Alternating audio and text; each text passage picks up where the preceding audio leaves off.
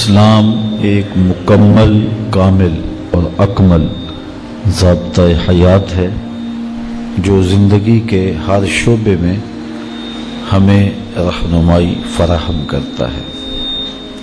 انسانی زندگی میں جنسی خواہشات کی تکمیل کے لیے نکاح کو مشروع کیا گیا ہے۔ نکاح ایک عہد ہے، ایک پیمان ہے جو زندگی گزارنے کا زوجین کے درمیان ہوتا ہے۔ دو گواہوں کا موجود ہونا اور پھر نکاح اعلانیہ ہونا چاہیے۔ حضور نے ارشاد فرمایا اعلنوا ھذا النکاح واجعلوہ فی المساجد، کہ نکاح کا اعلان کرو اور اسے مسجدوں میں منعقد کرو۔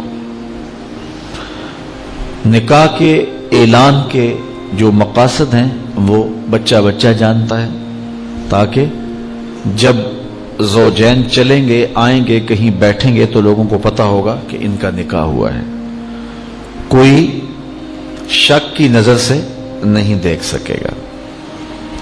اور دوسرا ارشاد فرمایا اس کو مسجدوں کے اندر منعقد کرو، اور پہلے نکاح مساجد میں ہی ہوا کرتے تھے، لیکن پھر جوں مرور زمانہ کے ساتھ تبدیلیاں آئیں تو ایک تبدیلی یہ بھی آئی کہ نکاح مسجدوں میں نہ ہونے لگے۔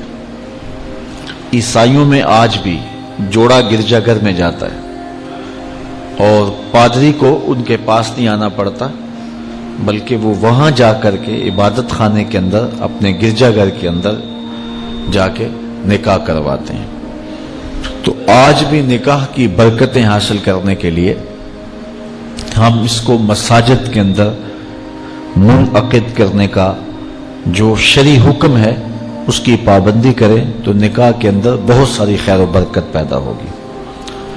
حضور نبی رحمت صلی اللہ علیہ وآلہ وسلم نے یہ بھی ارشاد فرمایا کہ جب کوئی شخص نکاح کرتا ہے تو شیطان واویلا کرتا ہے کہ اس نے اپنے آپ کو مجھ سے بچا لیا۔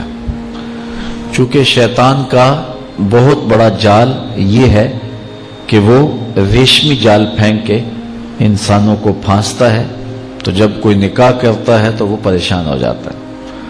اور ایک حدیث میں یہ بھی ارشاد فرمایا گیا کہ جب کوئی شخص نکاح کرتا ہے اس کے آدھے دین کی حفاظت اللہ نے کر دی، اور باقی آدھے دین کے بارے وہ اللہ سے ڈرے۔ اور شریعت اسلامیہ میں النکاح ینعقد بالایجاب والقبول لفظا بحضور الشاہدین بالغین عاقلین حرین مسلمین، دو عاقل بالغ مرد، آزاد مرد یا ایک مرد اور دو مردوں کی موجودگی میں ایجاب اور قبول کا نام نکاح ہے۔ اور اس نکاح میں مہر مقرر کیا جائے، اور وہ مہر مرد کی حیثیت کے مطابق ہو۔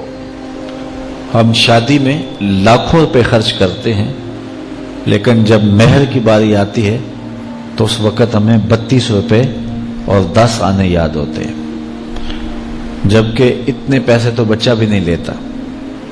اور یہ مہر حق بدا ہے، یہ عورت کا حق ہے، تو یہ کشادگی کے ساتھ حق مہر پیش کرنا چاہیے اور عورت کا حق ہے۔